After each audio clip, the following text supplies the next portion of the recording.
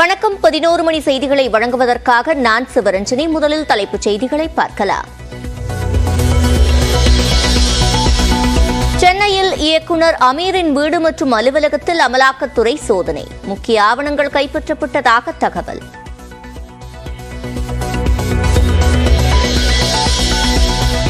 போதைப் பொருள் கடத்தல் வழக்கில் கைதான ஜாஃபர் சாதிக்கின் வீடு உள்ளிட்ட இடங்களில் அமலாக்கத்துறை சோதனை. சென்னையில் 20 இடங்களில் காலை முதல் அதிகாரிகள் ஆய்வு.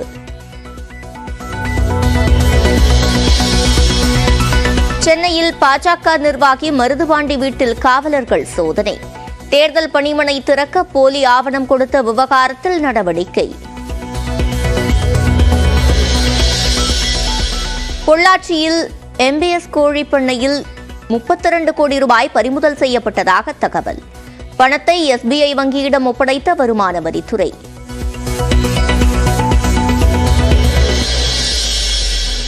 இரண்டு நாள் பயணமாக இன்று தமிழ்நாடு வருகிறார் பிரதமர் மோடி. சென்னையில் வாகன பேரணி நடைபெறவுள்ள பாண்டி பஜாரில் தீவிர பாதுகாப்பு.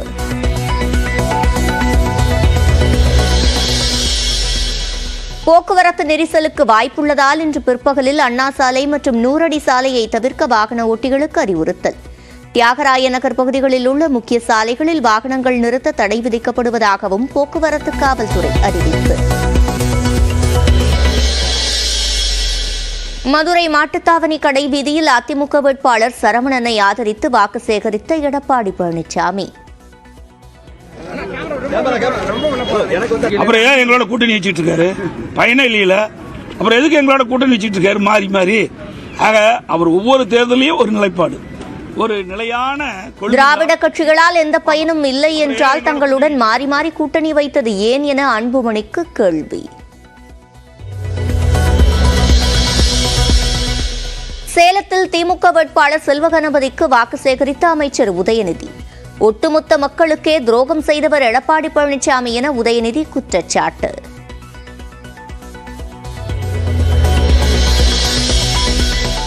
பவானி அந்தியூரில் நாம் தமிழர் ஒருங்கிணைப்பாளர் சீமான் பரப்புரை. கர்நாடகாவில் நீர்த்தர மறுக்கும் காங்கிரசுக்கு 10 சீட்டு வழங்கியுள்ளதாக திமுக மீது சாடல்.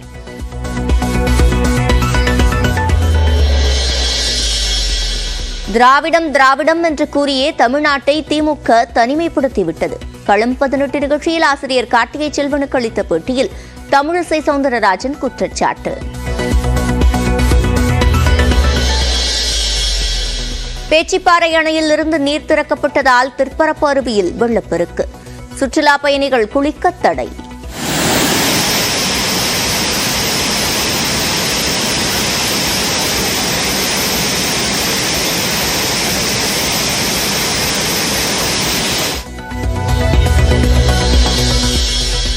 திருப்பூர் மாவட்டம் காங்கேயம் அருகே நேருக்கு நேர் மோதிய கார் மற்றும் அரசு பேருந்து.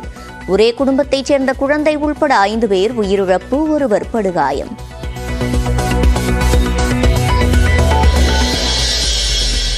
கோவில்பட்டியில் துணை வட்டார வளர்ச்சி அலுவலர் வீட்டில் கதவை உடைத்து 48 லட்சம் ரூபாய் திருட்டு. கொள்ளையடித்துச் சென்றது யார் என காவலர்கள் விசாரணை. இளநிலை மருத்துவ படிப்புக்கான நீட் நுழைவுத் தேர்வுக்கு விண்ணப்பிக்க 2 நாட்கள் அவகாசம். இன்றும் நாளையும் விண்ணப்பிக்கலாம் என தேசிய தேர்வு முகமை அறிவிப்பு.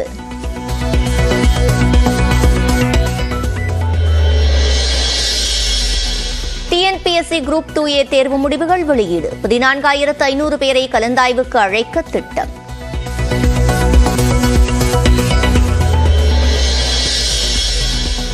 அமெரிக்கா, கனடா உள்ளிட்ட நாடுகளில் தெரிந்த சூரிய கிரகணம். பகலை இரவாக்கிய நிகழ்வை கண்டு களித்த மக்கள்.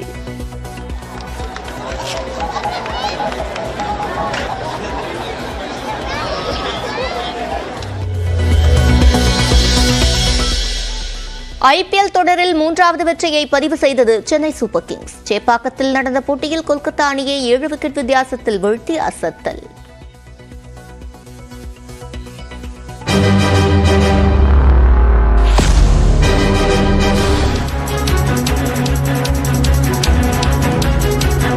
அண்மை செய்தியை பார்த்து வருகிறோம். சிறுத்தை நடமாட்டம் குறித்து தஞ்சாவூர், திருவாரூர் எல்லைகளில் தற்போது சோதனை நடைபெறுகிறது. அண்மை செய்தியாக பார்த்து வருகிறோம். கூடுதல் விவரங்களை செய்தியாளர் கிருஷ்ணகுமாரிடம் கேட்கலாம். கிருஷ்ணகுமார், முழுமையான விவரங்கள். சிவரஞ்சனி மயிலாடுதுறை மாவட்டத்தில் கடந்த 2ஆம் தேதி தென்பட்ட சிறுத்தை நடமாட்டமானது ஒவ்வொரு நாளும் இடம்பெயர்ந்தவாறே இருந்தது. இந்நிலையில் கடந்த 2 நாட்களுக்கு முன்பு மயிலாடுதுறை நகரில் இருந்து சுமார் 22 கிலோமீட்டர் தொலைவில் பயணித்து குத்தாலம் தாலுகாவில் உள்ள காஞ்சிவாய் என்ற பகுதிக்கு சிறுத்தை இடம்பெயர்ந்தது.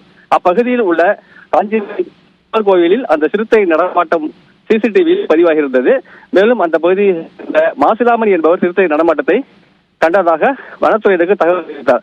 இதையடுத்து முதலாக மயிலாடுதுறை நகர் சுற்றுவட்டார பகுதி 3 கிலோமீட்டர் இடம்பெயர்மா 22 கிலோமீட்டர் தொலைவுக்கு சிறுத்தையானது குத்தாலம் தாலுகாவில் இடம் மாறி இருந்தது. இதையடுத்து மயிலாடுதுறை நகர் பகுதியில் இருந்த பாதுகாப்பு ஏற்பாடுகள், சிறுத்தையை பிடிப்பதற்காக அமைக்கப்பட்ட கூண்டுகள், கண்காணிப்பு கேமராக்கள் இவை அனைத்தையும் குத்தாலம் தாலுகா காஞ்சிவாய் சுற்றுவட்டார கிராமங்களான பேராவூர், கருப்பூர் ஆகிய பகுதிகளில் பொருத்தி சிறுத்தை நடமாட்டத்தை தொடர்ந்து கண்காணித்து வந்தார்கள். இந்நிலையில் சிறுத்தை அங்கிருந்து நாள் ஒன்றுக்கு சுமார் 3-5 கிலோமீட்டர் தொலைவுக்கு நகர்ந்து செல்வது.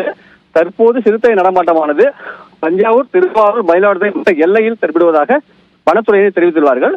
இப்போது தஞ்சாவூர் மாவட்டம் திருவிடைமருதூர் தாலுகா பகுதியில் சிறுத்தை நகர்ந்து சென்றிருக்கலாம் என்ற கோணத்தில் வனத்துறையினர் ஆய்வு செய்து வருகிறார்கள். இந்நிலையில் சிறுத்தை நடமாட்டம் குறித்து ஒவ்வொரு நாளும் புரளிகளை பரப்பி வருவது குறித்து மயிலாடுதுறை மாவட்ட எஸ்பி ஒரு எச்சரிக்கை விடுத்துள்ளார். அந்த எச்சரிக்கையில் இதுபோல சிறுத்தை குறித்து வதந்தி பரப்புவோர் மீது கடும் நடவடிக்கை எடுக்கப்படும் என தெரிவித்துள்ளார். இப்போது மயிலாடுதுறை மாவட்ட வன அலுவலர் 3 மாவட்ட எல்லை பகுதியில் முகாமிட்டு தங்கி சிறுத்தை நடமாட்டத்தை தொடர்ந்து கண்காணித்து வருகிறார். விவரங்களை வழங்கியமைக்கு நன்றி கிருஷ்ணகுமார். பொள்ளாச்சியில் கோழி வளர்ப்பு நிறுவனத்தில் வருமான வரித்துறையினர் நடத்தி வரும் சோதனையில் கணக்கில் வராத 32 கோடி ரூபாய் ரொக்கம் பறிமுதல் செய்யப்பட்டதாக தகவல் வெளியாகியுள்ளது. கோவை மாவட்டம் பொள்ளாச்சியைச் சேர்ந்த சகோதரர்கள் அருள்முருகன், சரவணமுருகன் ஆகியோர் MBS என்ற பெயரில் கோழி தீவன கடை, கோழி பண்ணை உள்ளிட்ட பல்வேறு தொழில்களை செய்து வருகின்றனர். இந்நிலையில் இவர்களுக்கு சொந்தமான அலுவலகம், கோழி பண்ணை உள்ளிட்ட இடங்களில் வருமான வரித்துறையினர் நேற்றிரவு அதிரடி சோதனையில் ஈடுபட்டனர். பொள்ளாச்சி வெங்கடேசா காலனியில் உள்ள இந்நிறுவனத்தின் தலைமை அலுவலகத்தில் விடிய சோதனை நடைபெற்றது. தொடர்ந்து 2வது நாளாக சோதனை நடைபெற்று வருகிறது. இதுவரை நடைபெற்ற சோதனையில் கணக்கில் வராத 32 கோடி ரூபாய் பணம் பறிமுதல் செய்யப்பட்டு பாரத ஸ்டேட் வங்கியில் ஒப்படைக்கப்பட்டதாக தகவல் வெளியாகியுள்ளது.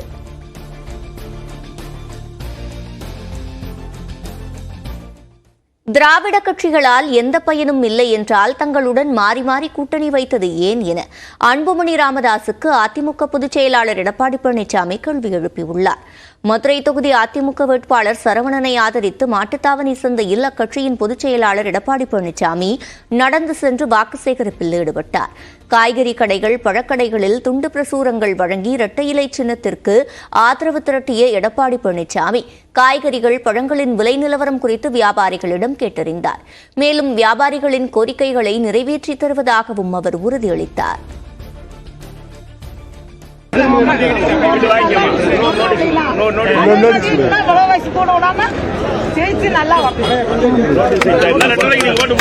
கண்டிப்பா போடுவோம். மகளிருக்கும் ஜென்ஸுக்கும் தனித்தனியா 2 கழிப்பறை வசதி செய்யும்.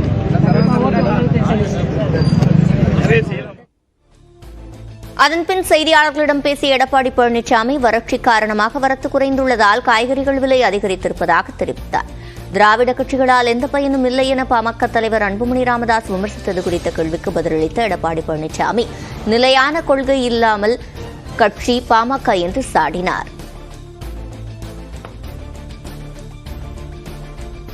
திராவிட கட்சிகளால எந்த பயனும் நாங்க அனுபவிக்கல. அப்புறம் ஏன் எங்களோட கூட்டணி வச்சுட்டு இருக்காரு? பயனே இல்லையில.